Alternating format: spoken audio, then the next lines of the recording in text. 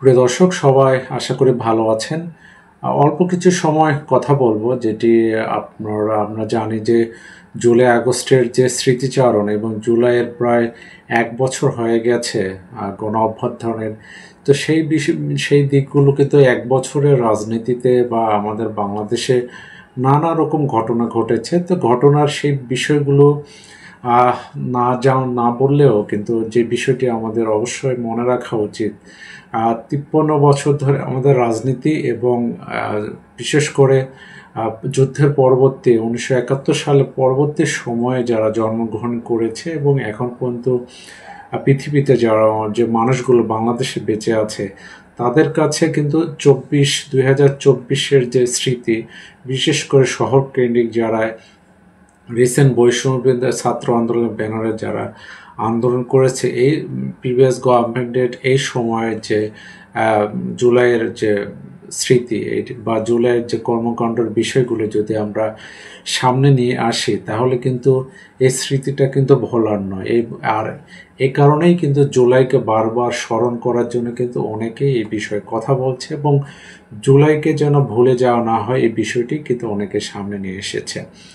তো তারই একটি প্রচেষ্টা ছিল যে প্রচেষ্টার অনেক গুরুত্বপূর্ণ কিছু কথা আছে এবং শিক্ষকরা সে কথাগুলো কিন্তু দেওয়ালে, যেটা আমরা জুলাইয়ের পরবর্তী সময় যে ৫ তারিখের পরে কিন্তু বা শহরকেন্দ্রিক অনেক জায়গায় কিন্তু দেওয়ালে যে মানুষের আবেগের যে বহিঃপ্রকাশ এটা কিন্তু আমরা দেখেছি।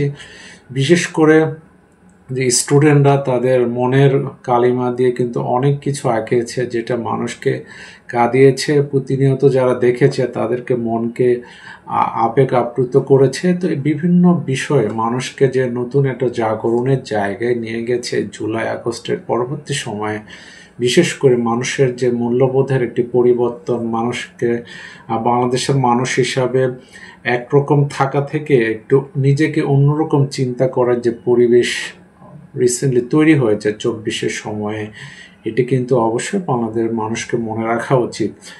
তো এটি একটি ১ বছর পূর্তি উপলক্ষে শিক্ষকরা একটি জুলাই দেওয়াল লিখন একটি বিষয়ে তারা লিখেছেন তাদের মন্তব্য।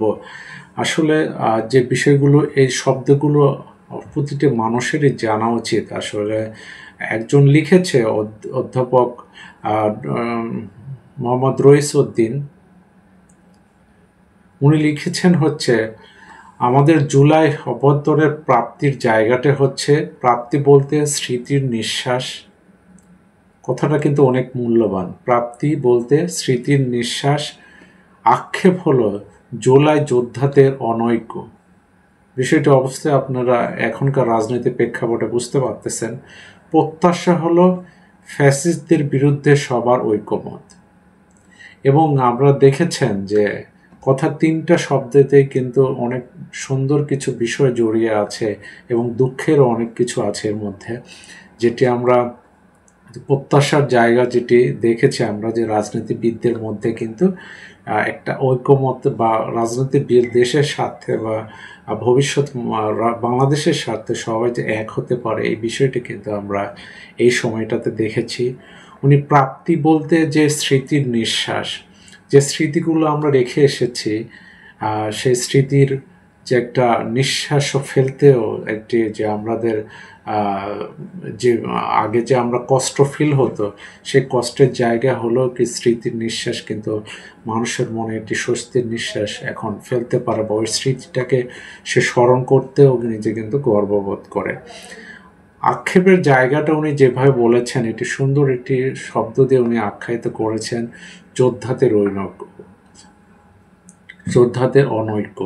আমরা দেখেছি যে আপনার জুলাই আগস্টের যে যারা ছিল নেতৃত্ব সরস তারা কিন্তু বিভিন্ন সময় বা নানাভাবে কিন্তু তাদের মধ্যে অনৈক্য দেখা গিয়েছে। বিভিন্ন স্টুডেন্ট কিন্তু তাদের জায়গা থেকে সরে গিয়েছে এবং নানা বিষয় নিয়ে কিন্তু এবং মনস্তাত্ত্বিকভাবে যে পরিবর্তন বিষয়টা কিন্তু আমরা সামনে এসেছিল এটিও কিন্তু অনেকটাই ভাটা পড়েছে।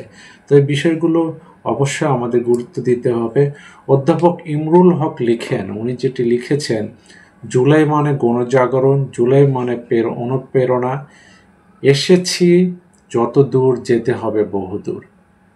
কথার তাৎপর্যটা অবশ্যই আপনারা বুঝে নেবেন, কারণ এই কথাটার কিন্তু অনেক মূল্য আছে।